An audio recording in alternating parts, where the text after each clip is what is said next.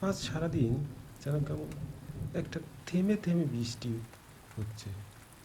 এই বৃষ্টি হচ্ছে, এই রৌদ্র। কিন্তু কি যে করি? আজকে আমাকে আবার বের হতে হবে আমার এক বন্ধুর সাথে দেখা করতে যাওয়ার জন্য। কিন্তু কি যে পরিস্থিতি আজ!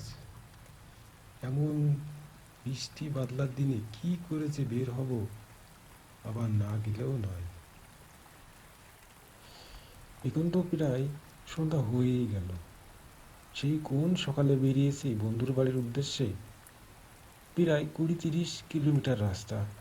মোটরসাইকেলের গতি আর দ্রুত করা তো সম্ভব নয়। হাঁপিয়ে পড়েছি। কি আর করা যাবে? বন্ধুর সাথে তো অনেক দিন পর দেখা করতে যাচ্ছি। তাই সমস্ত কাজ ফেলে বন্ধুর বাড়ির উদ্দেশ্যে পৌঁছে গিয়েছিলাম। কিন্তু ফিরতে যে এত সন্ধ্যা হয়ে যাবে সেটাই তো বুঝতে পারিনি। তাড়াতাড়ি মোটরসাইকেলটা চালিয়ে বাড়িতে ফিরতে পারলেই বাঁচি। গদাই পেশায় একজন সরকারি চাকরিজীবী। মোটামুটিভাবে তাদের সংসার চলে। মা, বাবা, গদাই তিনজনের সংসার। প্রায় 20-30 কিলোমিটার মোটরসাইকেল চালিয়ে বন্ধুর বাড়ি গিয়েছিল সে। সামনে আবার বিশাল ফাঁকা মাঠ। যাওয়ার সময় তো দেখলাম আশেপাশে কোনো বসতি নেই। ওইখানটা একা ফিরতে হবে। চোর ডাকাতের হাতে পড়লে তো ব্যাস। যদি আবার কাছে ছিনিয়ে নেওয়ার মতো কিছুই নেই, একটা ব্যাগ আর অল্প কিছু পয়সা। গদাই নিজের মনেই কথাগুলো বলতে বলতে আসছিল বাইক চালিয়ে। তারপর সে প্রবেশ করে রায়দিঘির মাঠে। সেখানে হঠাৎ করে তার কপাল রে, বাইকটা নষ্ট হয়ে গেল। তাহলে এখন কি করি? ঈশ্বর, যেটা ভেবেছিলাম ঠিক সেটাই হলো। কোথায় ভাবলাম তাড়াতাড়ি বাইক চালিয়ে বাড়ি ফিরবো, কিন্তু কপালে আর সেটা নেই। বাইকটা নষ্ট হলো রে, এই ফাঁকা মাঠের একেবারে মাঝখানে। বাইকটা নিয়ে যে হেঁটে বাড়ি ফিরবো তার তো উপায় নেই। ভাগ্যটা আমার খারাপ। গদাই শুনেছে এই রায়দিঘির মাঠে একটি শ্মশান আছে, খুব ভয়ঙ্কর। কিন্তু এই সন্ধ্যাবেলায় হঠাৎ তার বাইকের চাকা লিক হয়ে যাওয়ার কারণে সে খুব সমস্যায় পড়ে গেল। কি করবে, কি করা উচিত এখন তার, সে কিছুই বুঝে উঠতে পারছিল না।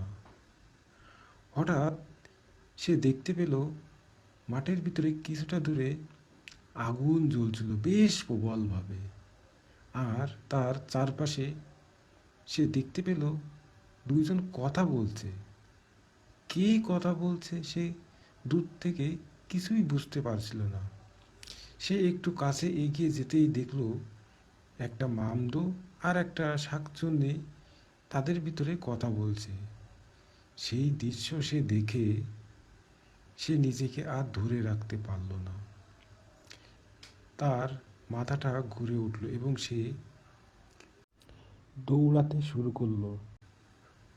হঠাৎ সে পা পিছলে পড়ে যায় এবং সেখানেই অজ্ঞান হয়ে পড়ে রইল। হঠাৎ একজন লোক তার কাছে আসে। ওই দিন রাত্রিবেলায় ওই রাস্তা দিয়ে একজন বয়স্ক লোক ফিরছিল। সে ওইভাবে গদাইকে রাস্তায় পড়ে থাকতে দেখে বলল, কি হয়েছে তোমার বাবা? গদাই কিছু কথা বলল না। একটু পরে ওই লোক আবার বলল, কি হয়েছে বাবা তোমার? গদাই বুঝতে পারল তাকে কেউ ডাকছে। সে উঠে দাঁড়িয়ে সে তার সমস্ত কথা ওই লোকটাকে বলল। লোকটি শুনে বলল, তুমি বড় বাঁচা বেঁচে গেছো বাবা, না হলে তোমার সাথে এক অনেক ভয়ঙ্কর কিছু ঘটনা ঘটতে পারত। যাই হোক, তুমি এখন আমার সাথে চলো।